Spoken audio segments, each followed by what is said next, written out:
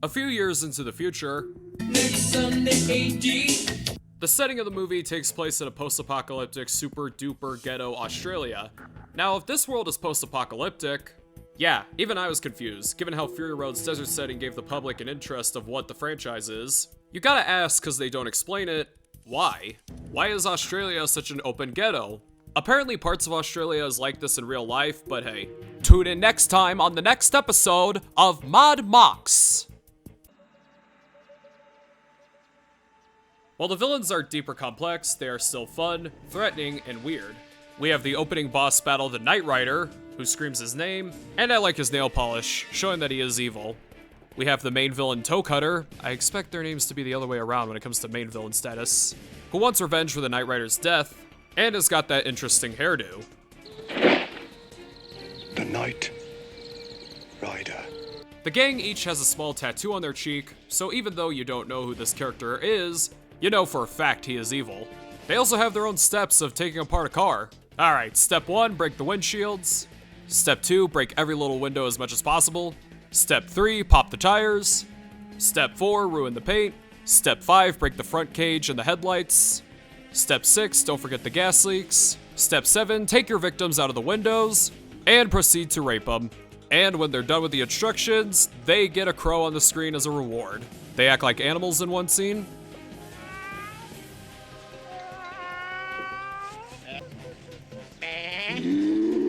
I'm pretty sure these two are gay. Speaking of gay, they must really be into flamboyant things because of the pink elephant from Dumbo in the back. One of them even has a golden retriever. I never expect villains of all people to have the nicest dog breed. Hey Chewbacca, you wanna rob a bank? Wanna rob a bank? Rebel, you wanna rob a bank? Rebel, you wanna kill some babies?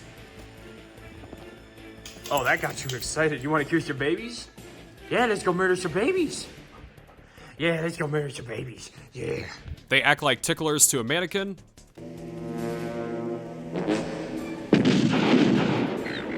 Toe Cutter likes licking women's ice cream. Ew, kitties! Oh, I'm sorry, late 70s. Ew, AIDS! One of them acts like Jesus on the window. Yeah, I don't like that. And take a look at the smiles coming up. They are not taking Grandma's warning seriously. Then there's Johnny. Every character in an action movie is named Johnny. Okay, I literally thought Johnny was still the boyfriend because they both look alike, don't they? Anyway, Johnny is an interesting character. He's used as a punching bag for the rest of the gang. He's forced to go to jail, he's forced to burn Goose alive. I'm gonna feed your brain to the stingrays, bruh! But he still partakes in a lot of evil doings. He even has the best death in the entire movie. He is foot cuffed to the car, while Max is setting up for an explosion via lighter in the headlight. Max then shrug walks him, and Max gives him a chance to live by cutting off his fucking foot cause it's cuffed. Hey, listen, I'm not a bad man. I'm sick, psychopathic, you know, I have a personality disorder.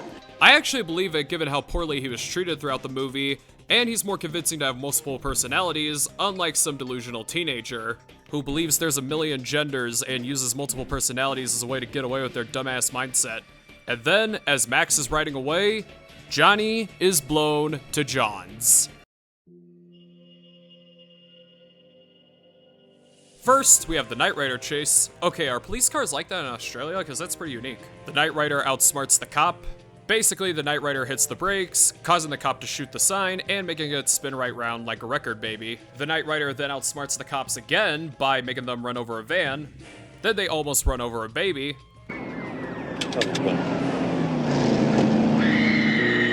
Then they run over an RV. Damn, these guys are tough. I also wish they did more of Bill and Ted's house, don't you think? By the way, this is Australia, not the UK. So yeah, everyone sucks. So now, they have to rely on the Popo on the other side of town. First, Max and Knight Rider are about to clash. Max's car starts scratching the back of Knight Rider's car. At least, I think that's what's going on. As a man over here stops the race, Knight Rider's car is now fizzing and dead. Johnny smashes a rock into Goose's car, causing it to flare up. One of the villains later lashes his hand into the car via chain, and then... You got there, mate?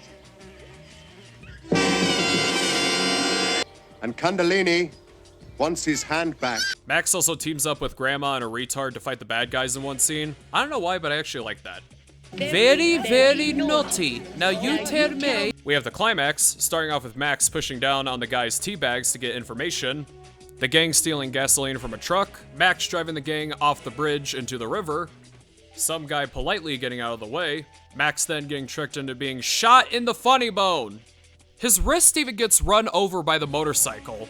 And then a guy is shot off. I don't think I've seen that in an action movie before. Running over limbs.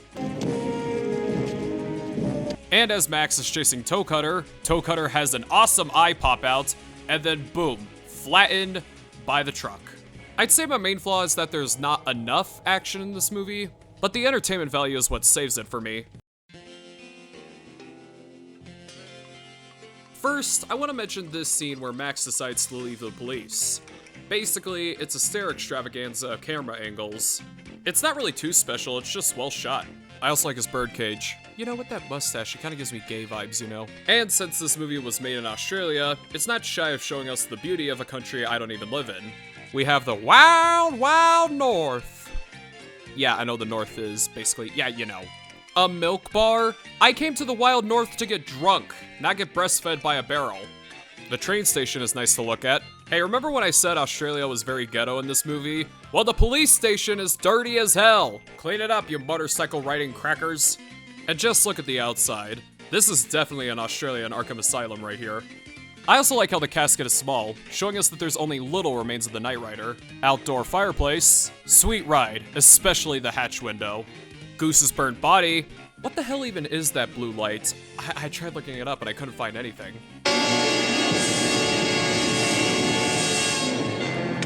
We have Max watching in the climax. We have Australian walkway. We have the street hill. We have the land bridge. Tanfield gun trees. We have this shot while the villains are riding around the junkyard.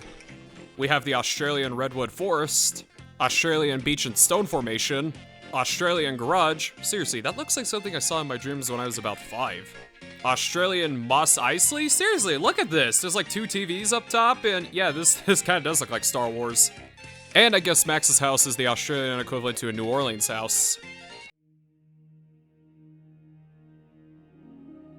Oh my god, Mel Gibson was so young. I also want to tell this story real quick because it's kind of interesting. Mel Gibson was born in America while he moved to Australia when he was 12. Hence, he still has his American accent. So George Miller found him when he was being beaten up because he's a conservative and everyone else in the bar was a liberal. Hey, don't blame me for talking about politics, it's this man's fault. While Max doesn't have much of a character yet, keep in mind this is an origin story. So first off, he's a family man. His baby has a gun! The baby has a gun! Oh my god! Speaking of which, take a listen to the baby's name. Sprog? Frog? Ribbit? Frawl? Raul, like he's a Muslim? Hi-ho, y'all are terrible parents. Anyway, for the most part, Max is a police officer.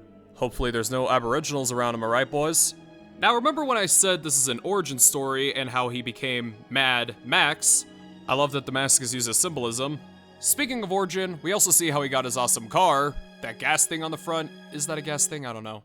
I also like how there's a siren on the inside, that's a cool design. I also like part of his design, such as the shoulders. That's probably a cop thing in Australia. And of course, him getting shot in the funny bone is supposed to show how he got his famous brace. He lost his friend to a fire. Huh, they got a puppy too? Yeah, it's so cute. I wanna brush its little ears. That's what I wanna do. And of course, this is an origin story. You can always shoot again, Grandma. So Max loses his family in quite a tragic shot.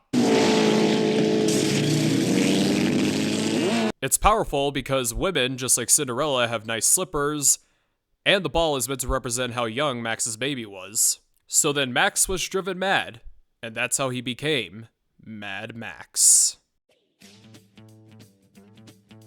This movie has a ton of unnecessary sex scenes. I like that this dude's neck gets snapped by the windshield, causing this to happen. Enjoy the next 80 years of your life, young man. I also like the soundtrack of this movie. The soundtrack was composed by Brian May? The Brian May from Queen? Nope, it's just someone with a similar name and from a country where the accents sound the same. I also like the music in the motorcycle scene, because even though it's a first-person view, you know that there's danger above. The music is also mostly horn. I hope I don't get copyright claimed by showing these, so here you go. Next. I could see some people being turned off by the music in this movie because it's constantly played over and over again, but me personally, I'm fine with it because it adds to the energy and the fun of this movie.